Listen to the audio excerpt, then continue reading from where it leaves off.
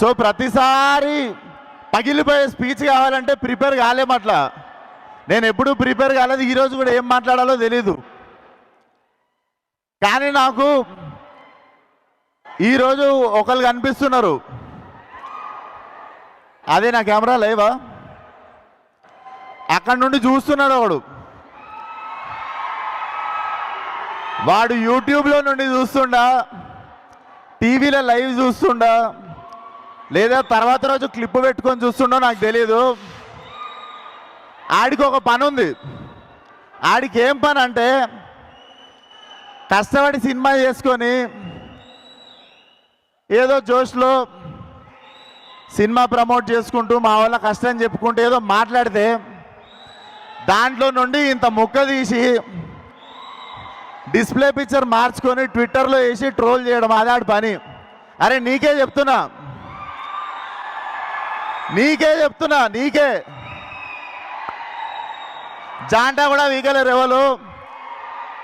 మేము ఇట్లనే మాట్లాడతాం, మా సినిమాని ఇట్లనే ప్రమోట్ చేసుకుంటాం. మేమే తప్పు చేయట్లేదు, గర్వంగా దొంగతనాలు చేయట్లేదు, ఏం చేయట్లేదు, సినిమాలు చేస్తున్నాం. సో నేను ట్రోల్ చేసిన వాళ్ళను, మా గురించి తక్కువ మాట్లాడిన వాళ్ళను, వీళ్ళని ఎవ్వరిని ఏమనట్లేను. ఎందుకు తెలుసా, ఈ సినిమా తర్వాత నేను క్రిటిక్స్ని కానీ రివ్యూవర్స్ని కానీ ఎవరి గురించి ఏమీ మాట్లాడను.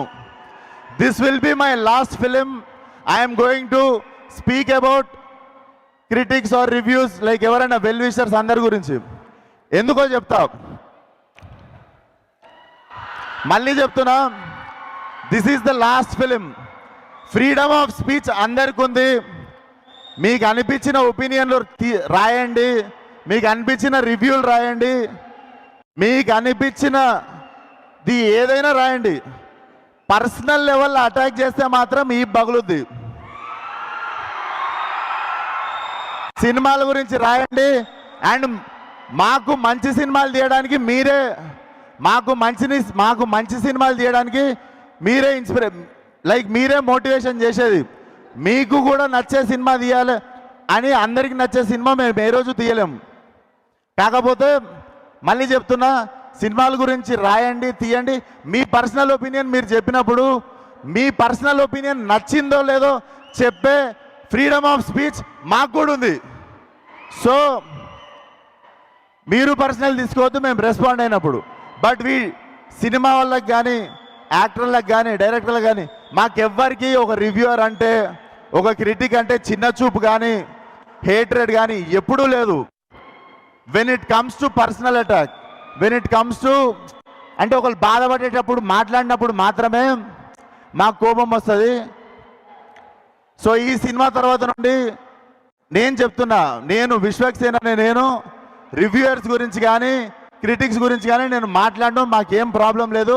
నచ్చిన వాళ్ళు నచ్చినట్టు రాసుకోండి. మేము మిమ్మల్ని ఇంప్రెస్ చేయడానికి సినిమాలు తీస్తాం. That is our responsibility. But you guys also should be responsible while writing about our cinema and us, especially మా గురించి రాసినప్పుడు. అండ్ ఏంది ఛాలెంజ్ కావాలా, ఛాలెంజ్ ఇస్తారా ప్రతి సినిమాకి? ఒక సినిమాకి మిమ్మల్ని పిలుచుకోవాలంటే ఛాలెంజ్ ఇస్తారా? మొన్ననే సినిమా చూసుకున్నా, మొన్ననే మెకానిక్ రాకీ సినిమా చూసుకున్నా. ఈ సినిమాకి ఆడకపోతే షెట్ లేకుండా చెక్ పోస్ట్లో తిరుగుతా, ఫిలిం నగర్లు నీళ్లు ఖాళీ చేస్తా. ఇట్లాంటివి ఏం మాట్లాడదలుచుకోవట్లేదు నేను.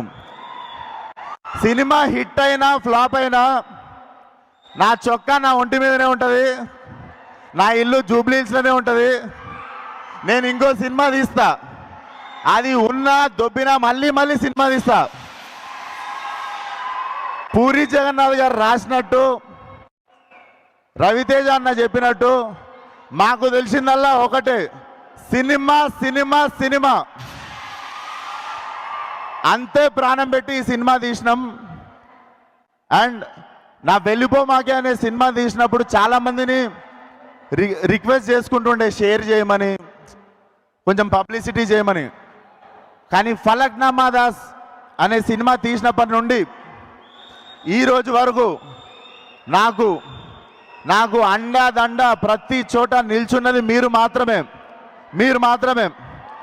సో ఈరోజు ఈ ఒంటి మీద ఉన్న సూట్ అన్న నేను తినే ప్రతి మెతుకు మీద మీ పేరు రాసి ఉంటుంది. థ్యాంక్ యూ సో మచ్ ఈ లైఫ్ ఇచ్చినందుకు. నాకు ఈ లైఫ్ ఇచ్చిన ప్రతి ఒక్కరికి థ్యాంక్ యూ సో మచ్.